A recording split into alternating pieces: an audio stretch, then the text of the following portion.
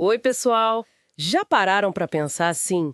Como funcionam aqueles pagamentos que, sabe, continuam sendo feitos depois que sai uma decisão na Justiça do Trabalho?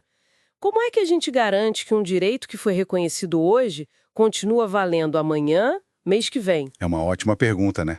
Porque mexe com a continuidade das coisas. Exato. E é justamente esse o nosso foco hoje nessa nossa análise. Entender a inclusão das chamadas parcelas vincendas. São as prestações futuras, né? Nas condenações da Justiça do Trabalho aqui no Brasil. Isso, principalmente naquelas obrigações que se renovam com o tempo. O que o pessoal do direito chama de trato sucessivo. Para ficar mais claro, imagina um caso rapidinho. Um profissional, ele ganha na justiça o direito a receber, sei lá, uma adicional porque trabalha em condições perigosas.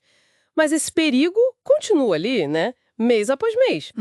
A condição permanece. Isso. Será que ele ia precisar voltar no tribunal todo santo ano só para garantir o pagamento daquele adicional?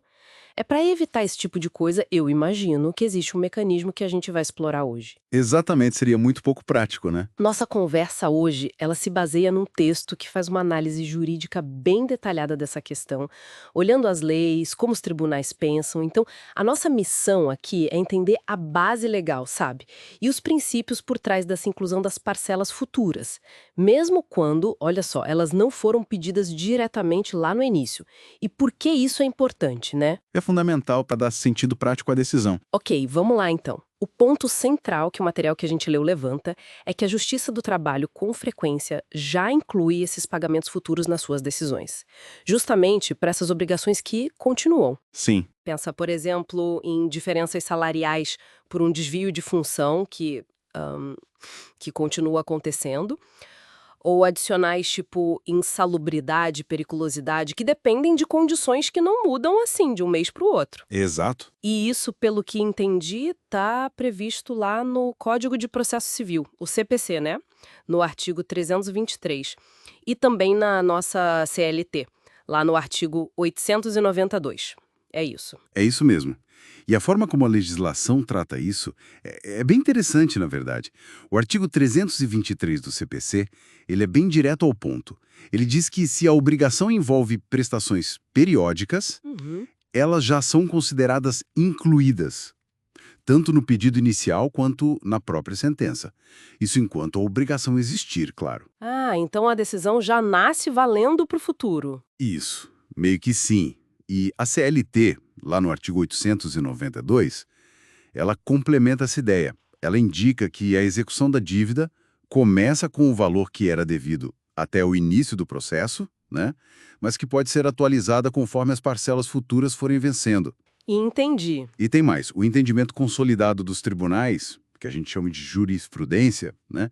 Principalmente do TST, o Tribunal Superior do Trabalho, já está bem pacificado nesse sentido. Eles admitem essa inclusão mesmo que não tenha tido um pedido expresso, sabe?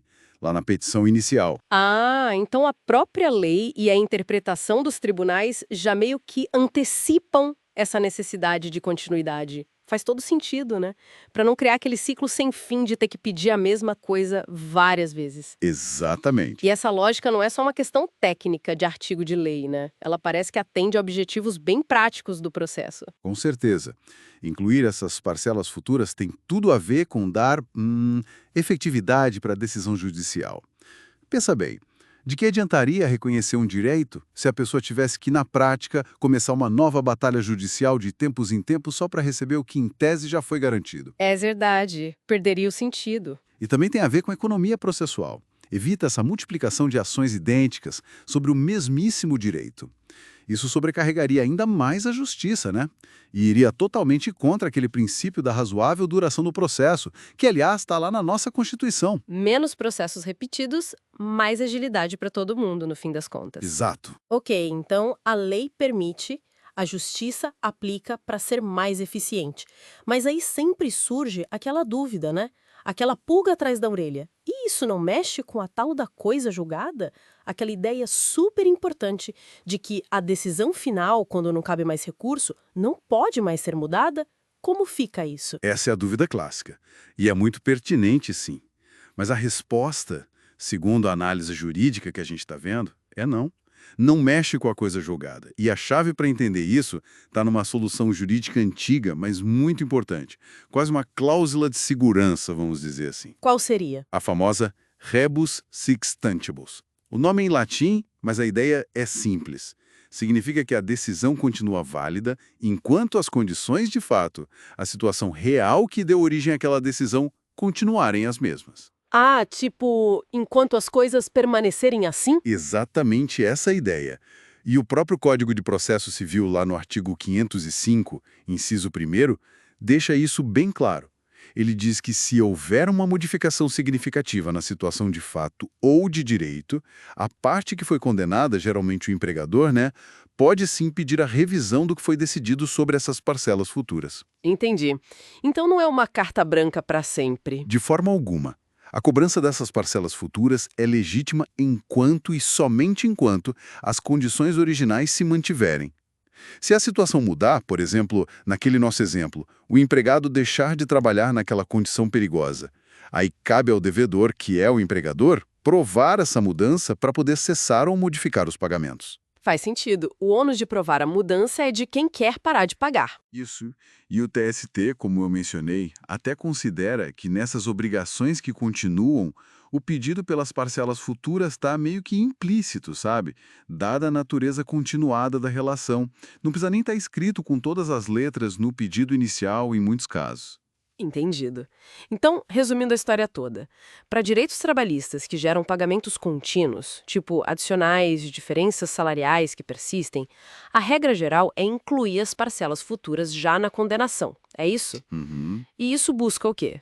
Eficiência, garantir que a decisão funcione na prática, mas sempre com aquela condição essencial. Se os fatos que geraram o direito mudarem, a decisão sobre o futuro pode sim ser revista. Acertei? Perfeito. Se a gente conecta isso ao panorama geral, o que a gente vê é uma prática judicial bem fundamentada. A inclusão das parcelas vincendas se apoia nesses artigos que a gente falou, o 323 e o 505, inciso 1 do CPC, o 892 da CLT e na interpretação já consolidada do TST. Tudo amarradinho. Sim, tudo isso ancorado nos princípios de efetividade da justiça e também na economia processual. E sempre, claro, sob a condição rebus sic stantibus. A decisão vale enquanto os fatos que a justificaram se mantiverem. E essa condição, essa rebus sic stantibus, me deixa com uma reflexão final aqui que achei interessante, pensando bem na prática, sabe? Que tipos de mecanismos ou, sei lá, gatilhos poderiam as partes, empregado e empregador, talvez combinar antes, quem sabe até num acordo, para ajustar ou mesmo cessar esses pagamentos futuros de um jeito mais automático, quando as circunstâncias mudarem de verdade? Interessante pensar nisso. Será que isso seria uma forma de evitar novas discussões na justiça a cada pequena mudança? Fica aí a provocação para a gente pensar, né?